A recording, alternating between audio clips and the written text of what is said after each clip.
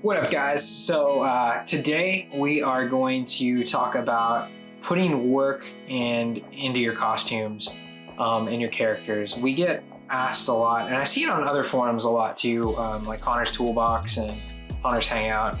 I always see those comments of like, what do you recommend for volunteer hunters? Well, Teddy is now at a non-for-profit haunt, so we split the gang up. I don't think we've talked about that quite yet. Not a bunch. It's still kind of like a weird transitional period that we're not talking about it, but we'll let you guys. We'll let you know when everything is set in stone. But basically, we've split so our outreach can, at least at haunts, we're still Cogill, obviously, but we split so our outreach can expand. More people wanted a message, so we're gonna give it to them. Yeah. So we're working 2 different haunts this year. We're gonna be split up, but I think it's cool that we now, and it's it's not really a thing. I guess that's going to be the point of the video, is that we've both worked at non-for-profit haunts and we've worked for profit haunts. And when it comes to creating, that doesn't matter to us. And so I think that people get hung up on, well, what about me? I work at a charity haunt. This may be a cold-hearted answer, but that doesn't matter. Put the same amount of work into your costume. We go out and we spend money on our stuff because we love doing it. My thoughts on this were, I've been a musician for years and years. Over the last 2 decades, I've been a musician now, because I'm old as fuck. That hurt my heart to say that. So I never questioned like, oh, I need a guitar. I need an amplifier. Those are the tools I need to do my job. And let me tell you, being a musician, you make zero money. We used to go on tour, and Fazoli's had a $5 bottomless pasta bowl. We would go in Fazoli's, get 5 drinks and 1 bottomless pasta bowl, and that's how we'd eat dinner. So, but you're damn sure, you're damn right, we spent like $500 on, my guitar was an $800 guitar, my amp was $1,000. We put every penny we had into the tools to do what we love. So I mean, I know not everybody can afford that, and we're gonna get to that too, but you can afford to be better. I think that's the big thing that we wanna get across, is nothing changes. If you're a volunteer hunter, you're putting in the same amount of work that profit hunters put in. For sure. And like Jared said, everything's not that expensive. That's probably it's the most valid, I don't want to call it an excuse because it's kind of mean, but it is kind of an excuse. It's the most valid excuse, but it is also the least looked into excuse, is that making cool characters isn't that expensive. My character last year, I mean, to us, it's not expensive because we're spending hundreds upon hundreds of dollars on things sometimes. But I mean, if you do it right, you use those coupons. Let me tell you about the coupons. Joann's, Michael's, Hobby Lobby, coupons for days. I just keep saying coupons. It's coupons. But they have coupons every week. Every week something different, and there's always a general 40% off a regular price item, 30% off a discounted bolt of fabric. Like, do your thing, look it up. At the end of the day, the easiest thing that haunters can do, and like people ask me, like even like with that profoundly anonymous thing, like what can I do to make my costumes better? And there's really only one word, and it's layer. Layer and distress. I see a lot of people that have like your standard zombie, let's say wearing a business suit, and they'll have this really clean suit with a bunch of cuts on it, and then just a stripe of blood down the neck or whatever.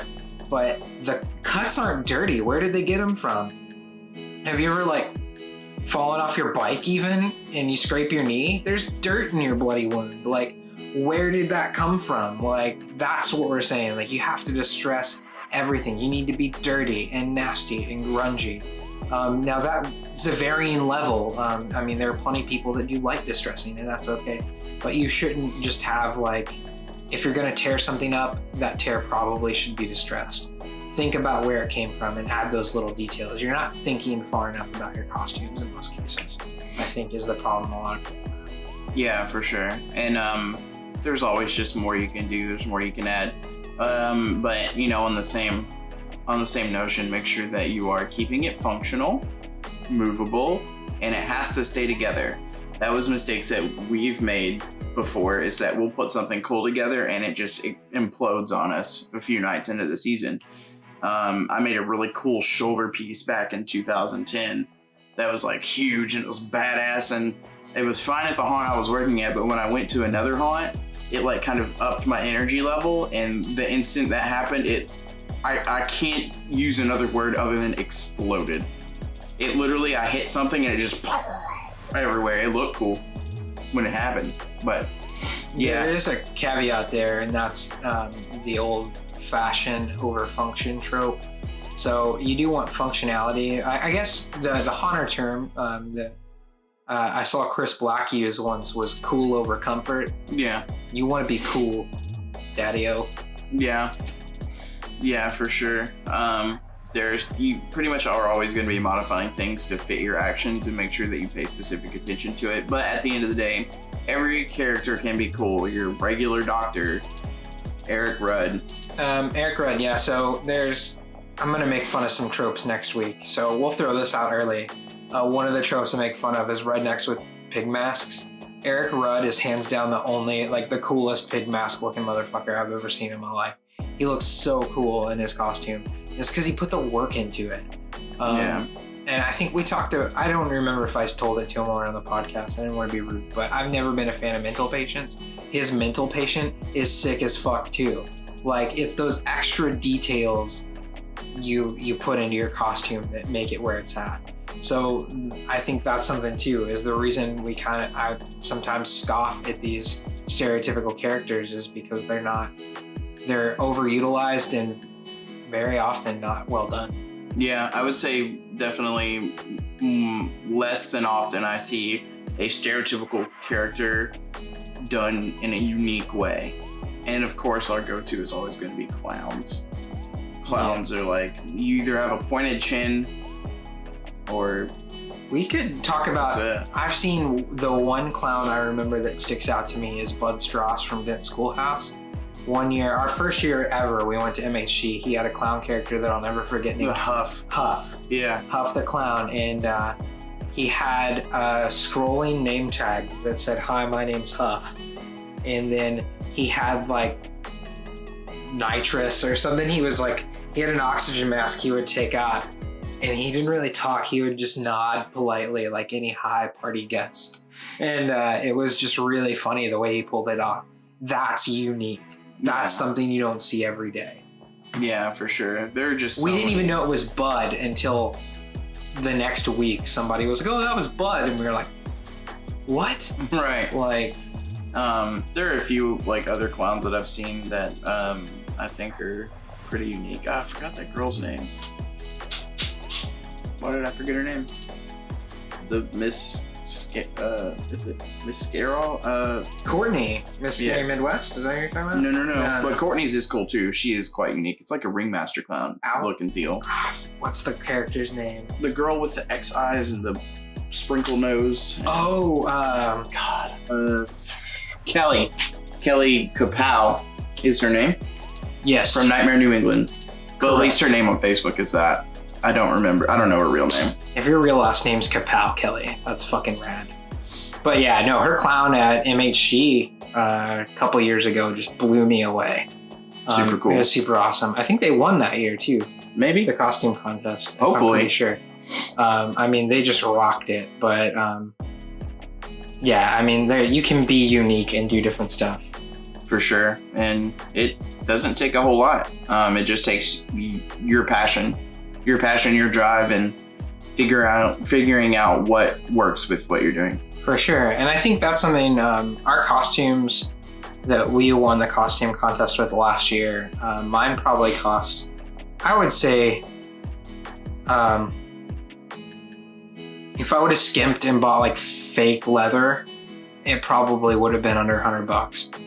I got into leather crafting that year, so I already went a little nuts anyway, and I bought some authentic snakeskin, and that's kind of what pushed me up into the $130 mark for my costume. Yeah. But overall, I mean, under $100, spaced out between March, and when did we really? June. So because June was March, yeah, it really like kicked off about March when we got back from Transworld. So between March and May, I spent less than $100 getting everything together. I already had the snake skin and some other stuff.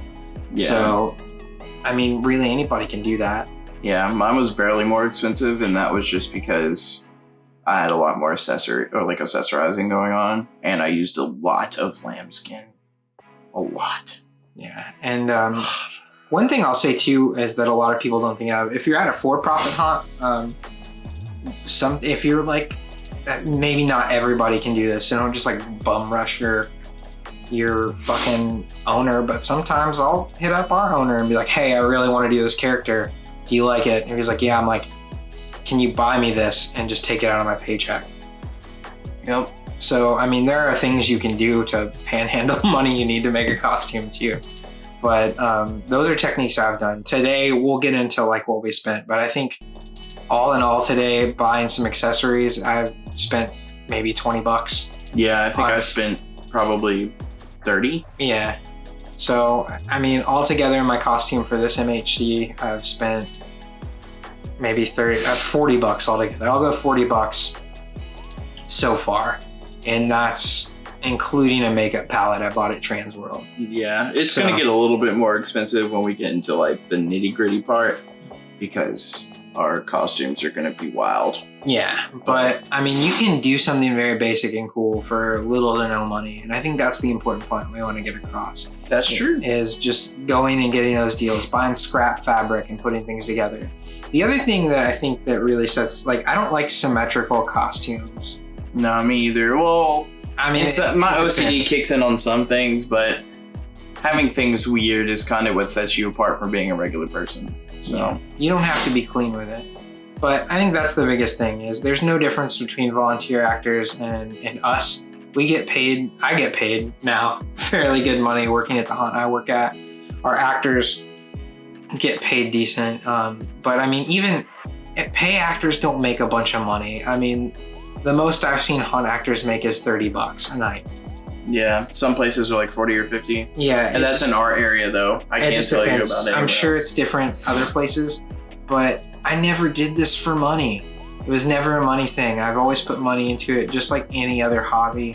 You spend money because you like doing it. You buy video games, you don't get a return investment on video games, do you? Hell no. You don't get one on haunting really either. None of us do this for money.